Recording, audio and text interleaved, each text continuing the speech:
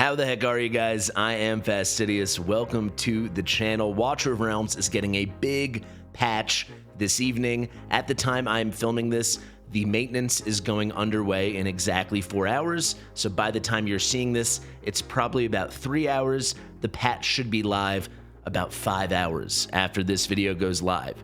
Just to give you some perspective so you can scale it to your own experience, your own time zone. There is a lot of stuff in this update, this mid-September update. It is a pretty significant patch covering a lot of stuff, but the main things I want to highlight, though we will go over everything, are going to be the many hero reworks and buffs, going to be the new content that you'll see here, and then of course, the number one thing everyone is most excited about, the Legendary Lord free Selector ticket. So you can see here, there will be a new achievement showing up in game. And once you have cleared Gear Aid 1, 2, and 3 at all, does not even have to be 3 stars, you will receive this free Legendary Lord Hero Selector ticket, this free Legendary Lord Hero pick in your achievements. That is accessible when you click on your avatar and you get your list of achievements. And this thing is pretty crazy. Unfortunately, it only includes the OG Legendary Lords in Watcher of Realms, so none of the newer Ancient exclusive Legendary Lords, but hey, it is a free Legendary Lord and you get to choose. It is not random. So, immediately after this video goes live, I shouldn't say immediately after, very soon after this video goes live, there will be a second video in which I do my rankings of those 7 choices. There are 7 original non-ancient exclusive Legendary Lords, all the way from Torador to Araka to Venoma, so on and so on. We're going to break all that down. I'm going to rate them from 1 to 7, and I will explain my thinking for every placement. Hopefully that really helps you guys. And when that video goes live, you can ask me in the comments if you need any clarity, because I want to make sure everyone gets the most out of this ticket, out of this really, really generous free reward, and makes the correct choice for their account. Fastidious.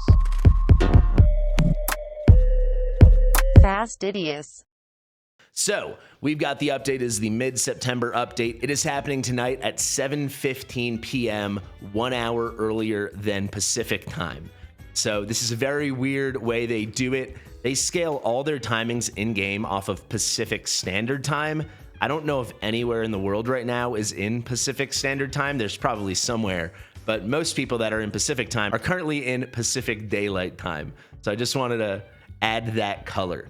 Basically, adjust for yourself. Just put in UTC -8, see what that is, and then see what your UTC is, and you'll get it. Like I said, for me, this is happening at 9:15 p.m. For people in California, it'll be 8:15, and then everyone else adjusts based on where you live. A lot of hero, little tweaks, reworks, adjustments, optimizations, and some really significant buffs.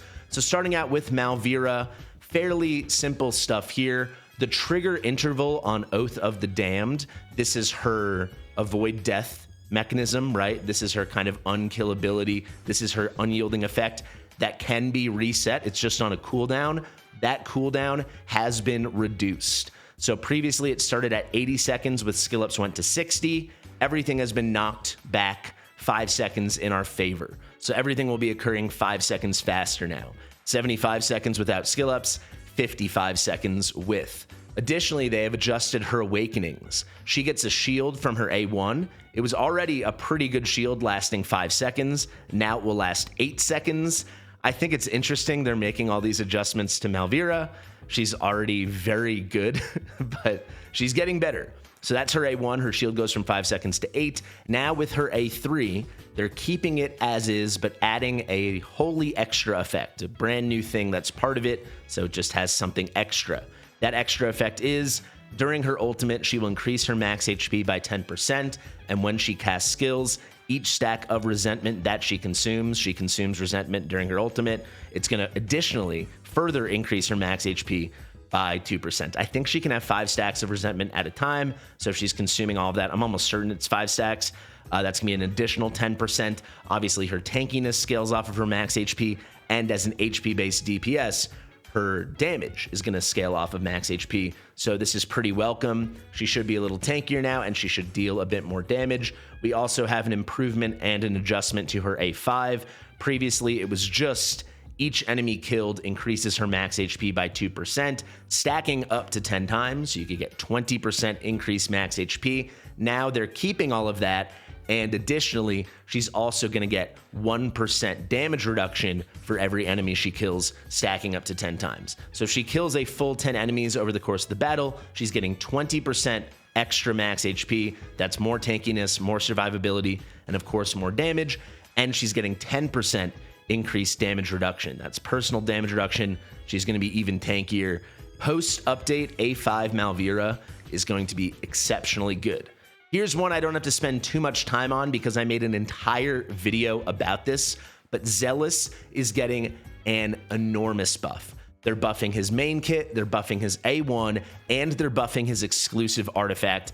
Every single one of these buffs is significant. He's somewhat a new character now. He went from trash pile to actually very good in a lot of late game content. So please go watch that video. I'll put the thumbnail right there. I'll have the link in the description, the top pinned comment. I can't overstate how nice a buff this is. He's not super duper triple S tier god, but he is extremely viable in tons of late game content and even some end game content. So all of a sudden, he is exceptionally good in Gear Dungeon 1. He's exceptionally good in Gear Raid 1. And this is not just lower stages. I've seen him used already on Test Server and Forerunner in many runs for stage 23 in Gear Raid 1. And I'll tell you personally, I've already tested it out. He works very well in Gear Dungeon 1, stage 10 already, the hardest stage. So he is just excellent. And further, he's being used a ton by Forerunner players who already have the Matrix boss, which I should say we're not getting the new guild boss in this update, the new Titanic Runes Zerbis boss. They're calling that challenge Matrix 1, but already the guys on Forerunner have it and have been doing it for 2+ weeks now. This is about to be their 3rd week. And Zelus, post-buff, because they also already have the Zelus buff, is getting a ton of use. This exclusive artifact is so much better now as well. He gets a full anti-heal. Go watch the full video. You're gonna really enjoy the Zelus buff if you've been holding on to your Zelus for 2 years like me, waiting for him to be good at something. All right, Lyra, who also was already a really good hero like Malvira, maybe not to the level of Malvira, but a very good hero. She's getting a pretty significant buff. So if you didn't know, Lyra effectively is a summoner. She summons these cosmic rifts that appear above each one of her shoulders. She can have 2 there at a time, and they had like contingencies based on them being present, and if 1 or 2 of them were present, that would allow her to do more utility-based things with her kit. And they've kind of thrown that out the window. It's still good to have more because she's going to deal damage when she has the summons up. Like when she has both Cosmic Rifts, that is a lot better than 1 and even better still than 0. But a lot of the utility stuff like her Dispel, that's gone. Like just her doing her stuff, you don't have to rely on that anymore. And further, they've just buffed other things. So let's go through it really quickly. It's really good. So previously, when she does her ultimate, she would summon these 3 meteors that would hit the enemy. If at least 1 Cosmic Rift existed, she would get a big attack boost. So that's kind of like personal buffing, personal utility, really nice for damage. And then if 2 were there, she would also dispel buffs from the target. Now, it's not contingent, as I said, upon the presence of those Cosmic Rifts. She'll deal more damage because read through her kit, she's going to deal more damage by them being there. But in a very key way, you don't have to be like tracking the rifts above her shoulders to make sure she's getting the attack boost and to make sure that she's getting the Dispel, which is very important for content like APOC 2, right? When you're in Semra. So if you see after, when the ultimate meteors hit, she's granting herself an attack boost. It's just happening. And now the attack boost is higher. It starts at 22%, goes all the way up to 35%, where previously it went from 15% to 25%. That's pretty major. And it also previously lasted 10 seconds. Now it's lasting 15, and you do not need any Cosmic Rifts present for this to happen. It's better if they're there, like I said, just because they're going to also help her deal damage. But you don't need to be tracking those random summons to know, am I going to get the attack boost I need? am I going to get the dispel I need? Because additionally, she will also always dispel one buff from the target when she ults. It no longer relies on the presence of both cosmic rifts when you trigger the ultimate. Now you can see they've also made an adjustment to one of her effects. Previously, when she'd switched to attacking a different target, so she moved from one single target focus to another, she would lose all the stacks she's built of boosts.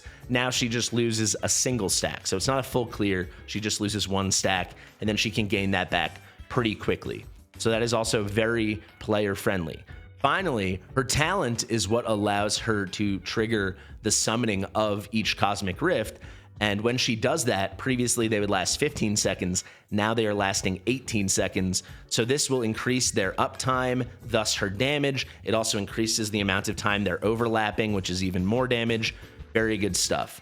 Finally, her A3. I'm excited about this. I actually have an A5 Lyra. She's one of my favorite characters. I even have her skin, which is really, really cool. Shout out to, I believe it was Kurt Cousins, not Kirk Cousins. Kurt Cousins got me that skin. But at A3, she's got an additional effect. So the old A3 stays the same, and now they're adding a new effect. Starfall Strike, meteors will inflict a stun for 1 second upon each hit. There are 3 meteors. Will this count as 3 stuns in something like Semra, or is it just 1 stun because they happen so fast? I don't know, but she's getting some stunning capability. Should make her a lot better. Now Moridan is getting a buff. Another very good hero getting even better. And actually, this is pretty significant. People on the Forerunner server and on test server have already found that Moridan's damage now at A0 is comparable to an A3 Wukong's damage against Abyss 1. And if you have an A3 or higher Moridan, he is going to outpace even an A5 Wukong in Abyss 1. So his DPS is taken to a new level, and it really just comes down to 2 things. You can see here his talent, which ties into his ultimate. It's his Dark Infusion effect. These are like the glowing green things around him. He basically needs that to be in the best position to trigger the right specialties from his kit. The amount of time it takes for him to build up those Dark Infusion stacks has been reduced from 5 seconds to 4 seconds. He's going to want 5 stacks of Dark Infusion to be in the best spot. So instead of taking 25 seconds, it's now taking 20 seconds. That actually is a huge difference. And the biggest thing, during his Prince of Darkness state that he triggers during his ultimate, when he's attacking, his basic attacks become Soul Strike. That was the case. However, the damage he's getting from all of those Soul Strike damage instances, which is all the main damage he's dealing, all of that damage has been scaled up. And this can last an incredibly long amount of time, right? This state can last 40 seconds. And the base damage previously was 260% up to 320%. Now it's starting already without skill ups at 300%, and it's going all the way up to 360%. This does make a big difference, right? This is like 12.5% more damage, and you're going to feel it immediately. He is a lot stronger, especially in nice long battles, content like Abyss 1, where he dealt damage, but had a lot of support functionality. The support functionality is remaining. However, the damage is going to feel a lot more significant. And you've been seeing it on Forerunner for a week or 2 now, since they got the buff from Moridan as well. Finally, his A1, casting Soul Strike during the ultimate restores 10% of his HP. I've heard this is kind of glitchy, but this doesn't change anything with damage, just his survivability. Pretty cool. If we go now to Phelan, there should be a space here. This is a new character adjustment. You're just going to see they're changing this spectral rot mechanic she has in her kit. So now when an enemy inflicted with poison dies by this hero, she's dealing AoE damage starting at 150% up to 230% with max skill ups, and it's going to hit 8 surrounding enemies 1 time. It can be triggered 1 time every 3 seconds. Now a lot of little optimizations. Kagiri, when he activates his Tranquil Reflection, so this is his ultimate where he does the parry when he's hit during his ultimate. And previously, if he was also triggering a normal parry, it would prevent the ultimate from ending early, right? Which is what you want to happen, so he can start building up, so you can get the proper Ember Strike instead of the Sweeping Strike. They say they have fixed that issue. We had some issue with Ymerit's basic attacks. They were inconsistent in the timing, they're saying. They've addressed that. Okay. Valara apparently had some kind of inconsistent attack timing as well. The devs are saying that has been addressed. Nezah, this is simply just a hero tag. If you're looking at a hero page, they have a couple like key tags to define the hero. Previously, they were calling him a true damage hero, but his true damage is only unlocked at a 3, so a lot of players will never see that effect. So instead, they've changed that tag to say AoE physical damage. He does have very good AoE physical damage. Now for Honora and Beatrix, they're getting the same kind of treatment here. Optimizations to their pathfinding logic performance when it comes to their summoned units. So their summons will aim the right way, go the right way more often, we hope. All right, that ends it for the hero section. Let's go now to the stages. We're starting to get more and more new advanced stages in the faction trials. We recently got Nightmare up to stage 18. Now we are also getting Northerners and Cultists up to stage 18. I'm very excited to try this out and see how hard it is. I anticipate it will all be pretty hard. Stage 18 Nightmare is some very hard content. In the Tower of Deception, we're also getting new content. This is kind of confusing the way they worded it. Let me tell you about it now. So they've added 5 new challenge stages. So these are your standard floors, plus an additional hidden chamber. And they've squeezed all that in between stage 15 and 16 in the tower. So your previous stage 16 effectively is now going to be stage 21. Okay? And everything else is upshifted 5 stages, as well as whatever that other hidden chamber would have been. I guess hidden chamber 4 is now hidden chamber 5. Then in between, in terms of difficulty and now placement, where we had stage 15 and now the stage formerly known as 16, we're getting a new 16, 17, 18, 19, 20, and a new, I believe it's going to be hidden chamber 4. Then stage 21, that's the old 16. So the new 25 is the old 20, and then I believe it'd be hidden chamber 5 is the old hidden chamber 4. What? So this is cool. They're adding new content, but not for the end of the tower. That's the hardest, just for the top tier players. They're adding this more towards the beginning, middle. So it's kind of for all players, and a lot more people can engage with this. Now they're adding a new storage system. So previously, I'm actually gonna have to click out here. If you want to get to your storage, your knapsack, you click on this burger menu in the top right, and you've got it here. That button will disappear, and right behind where I am right now, there's a new storage button. It will be right here. I've already tested it on Forerunner, and there's just a ton of stuff there. I'm not going to break down every single line here. You'll see it when it comes out. There's just, they've added stuff in, and they've added this new sorting. It is a lot more powerful, though it feels kind of weird. But you have this entrance in the main page, and then it's got things like hero gear previews, gear storage, artifact storage, material storage, shard storage, and other functions. So materials are like resources to use on your characters. There's also consumables. There's all your shards that can be, fused together to make a full resource. There's all your summoning currency. But then we have these entirely new pages where you get these quick hero previews to see who is wearing what. You get some gear storage previews, artifact storage previews. And within those previews, when you jump in, it's pretty powerful. So here's an example. In the hero gear preview, you can perform more universal operations. A good example is something people have been asking for almost as long as I've been playing the game, which is a single button, a one-tap button that allows you to remove all the gear and artifacts from all of your heroes. So when people are trying to rebuild from scratch or just get everything off their heroes so they can sell stuff better, there you go. A one-tap button to remove it all. That's one example of the more powerful mass function stuff they have. That's the hero gear preview. If you look at the gear storage preview and the artifact storage preview, you can do more batch operations as well. You can do batch enhancements, batch locking, batch unlocking, batch selling. I need to test this out. I'm excited for it to happen, but the batch enhancement is really powerful in the Forge. They added that 1 or 2 updates ago. But what we really need is batch enhancement for gear we already have to see if it's worth keeping. That should be arriving with this feature. They've also optimized the categorization and the arrangement logic for various items. You're going to see that there's all these like subheaders. You have like kind of a menu on the side just like this that you can go through. It's confusing, but I bet you will all get used to it and it will be better. They've optimized the gear bulk enhancement feature. And then finally, they've optimized the return to gear list after gear enhancement. So it will maintain where you were on the list from where you were previously. That's a lot better, for the UX. That's a nice user experience there. Now, other stuff. There's a lot of other stuff, and this is where we're going to wrap up. Here's a huge win for everyone. Every single player, regardless of level, whatever your gear storage was before the update, it will be 500 slots higher after. So the more storage, the better. This is something Watcher Realms has always done the best I've seen in the genre. Just keep continually giving us more storage, 500 more slots. That is just awesome. The population cap for Apex Arena has been increased from 300 players to 500 players.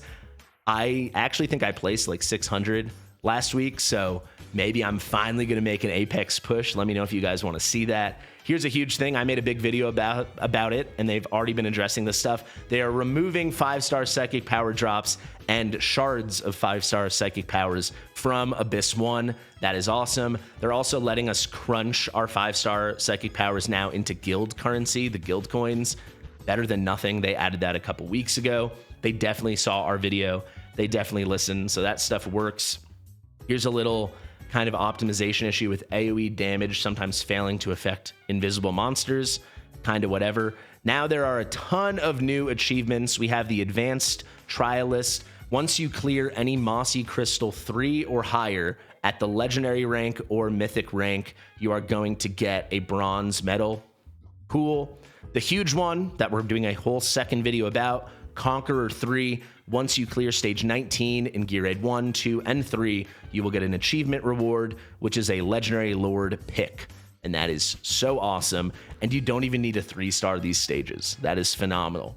Another very important one, and a pretty easy to do one. This is for big GVG players. Launch any 5 successful attacks in Guild Wars, and you will get this achievement reward. 1 copy of the Frost Guardian, and very importantly, 1 copy of the Grotesque Fiend. I know a lot of people are pissed off about this. The Grotesque Fiend has kind of destroyed parts of GVG, and their solution, instead of nerfing him, is to give everyone a copy. So we'll see. Ireless kind of already is a counter to him, but a lot of people don't have her. So at least everyone will have at least 1 copy, plus you also get an extra Frost Guardian, but I thought this was a weird choice. These next ones are literally just achievements. Clear stage 15 in the Trial of Nightmare. So all of these, if there's no special achievement reward listed, they're probably all just 30 diamonds. So Nightmare Harbinger, this is going to be stage 15 in Nightmare Trials. Lord of the Night, that's going to be stage 18 in Nightmare. King of the North will be 15 in the Northerners. Winter Overlord will be 18 in the Northerners. Spellbreaker will be 15 in the Cultists. Lord of Annihilation will be 18 in the Cultists. And then finally, outside of the achievements, we have 3 more things. They've optimized animation effects in Malric's Hall of Illusion, and they have added hero ratings for Tower of Deception and Malric's Hall. And finally, art assets for the reward chests in Titanic Runes have been optimized. It's a pretty big update, guys. There's some really good stuff in there. If you have any questions, let me know below. I'm going to go film that rankings video for your free Legendary Hero Selector ticket. Should be pretty fun. Thanks for watching. I've been Fastidious. Share with your mother, and I'll see you real soon. Bye.